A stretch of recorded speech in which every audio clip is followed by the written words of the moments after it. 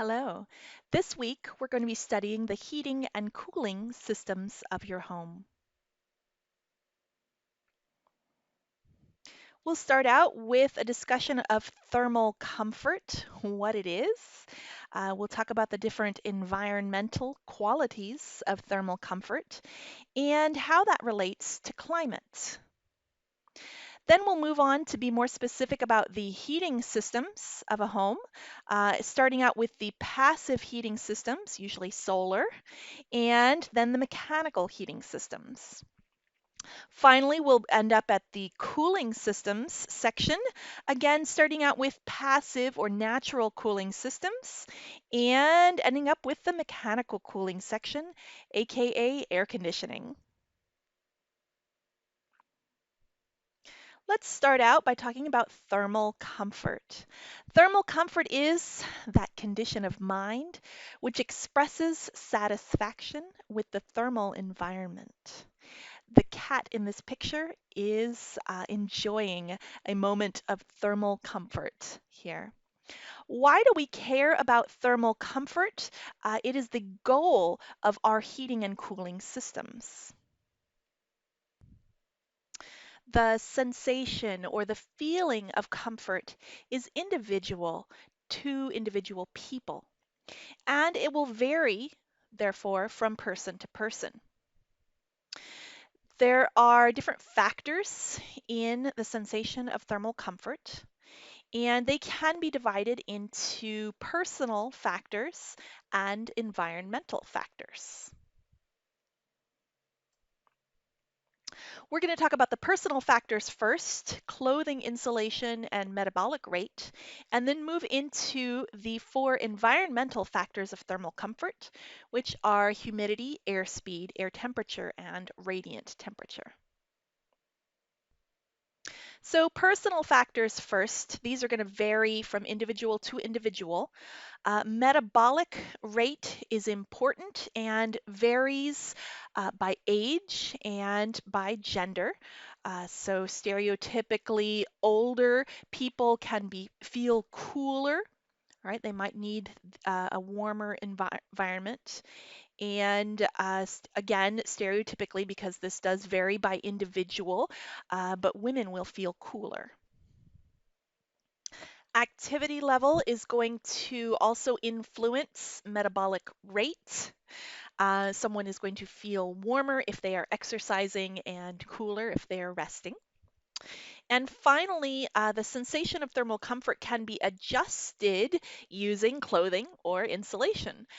For example, we've got two people here sitting in the same thermal environment, all right, but the older man is feeling a little cooler, and so he has adjusted his personal human comfort factors by wearing a light jacket and a hat. Let's move on to the environmental conditions that affect thermal comfort. These are going to be specific to the environment and not the individual person. And they are air temperature, relative humidity, air movement, and mean radiant temperature.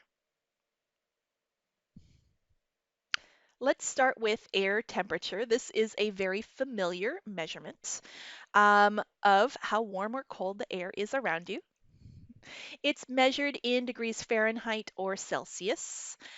You will also see it called a dry bulb temperature as opposed to a wet bulb temperature. You can set that aside and just realize that dry bulb literally means the air temperature. The human comfort range for air temperature is between 68 and 78 degrees Fahrenheit. The range is this large because of clothing options. Right. Also, your textbook, the Kitchen and Bath Systems textbook, says that this comfort range is 72 to 78. Most textbooks will use the 68 number. Moving on to relative humidity. This is the measure of water in the air. And it's a percentage. So it is the amount of water in the air relative to the total amount that the air could hold at that particular air temperature. It's abbreviated RH and again measured in a percentage, 0 to 100. Your human comfort range is going to be somewhere between 20 to 80%. It's a big range, all right? You generally want to be above 20% all year, all right? It's important. Otherwise, you're going to feel very dry.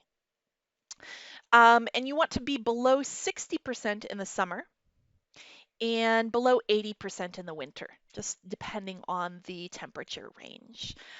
Anything greater than that, it's going to feel sticky, clammy, uncomfortably wet. Let's make sure that we really understand the difference between relative humidity and absolute humidity. The relative humidity is a measurement of the water in the air compared to the total amount that that air could hold at that particular temperature. The absolute humidity would be the flat out measurement of how much water is in the air. So the example here on the right, we've got two containers. This container is 50% full right here. It is, for example, 50% relative humidity. But the absolute amount of water is going to be, it doesn't give a number, let's call that 3. All right. On the container on the right, this would be, for example, at a warmer temperature, the air is able to hold more water. All right. This container is 25% full. All right. For example, a relative humidity of 25. It has the same amount of water. It has the same absolute measurement, but a different relative measurement. Air movement is also important to thermal comfort. And this is ventilation or breeze or draft or wind. All right. Air movement is measured in feet per minute or in meters per second. And the human comfort range is somewhere in the 20 to 60 feet per minute range. The fourth one of our environmental factors in thermal comfort is called mean radiant temperature, or abbreviated MRT.